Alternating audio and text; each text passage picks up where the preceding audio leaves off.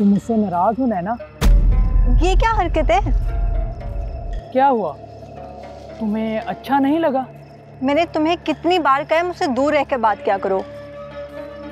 नैना, मैं तुमसे प्यार करता हूँ और प्यार का इजहार बगैर छुए कैसे मुमकिन है? तुम्हारी इन्हीं बातों से ना मुझे कौफ्त होती है और मेरा दिल ही नहीं करता तुमसे बात करने को। अच्छा, आई एम सॉरी। दोबारा ऐसा नहीं होगा। मेरे लिए तुम्हारी मुस्कुराहट बहुत मायने रखती है।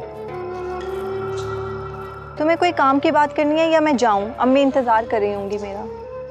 खुद को जी भर कर देख तो लेने दो। फिर वही बात। अच्छा, ये रखो। अभी इतने ही रेंज हुए हैं, सैलरी आने पर और दे दूंगा। बातें तो तुम जमीन आसमान एक करने की करते हो, मेरी इतनी सी फरमाइशें पूरी नहीं कर सकते? ऐसा मत कहो नैना, मैं तुम्हारे लिए सब कुछ करूंगा, चाहे मुझे इसके लिए कुछ भी करना पड़े। जब कर लेना तो मुझे बता देना। अभी जाओ यहाँ से, कोई देख ना ले।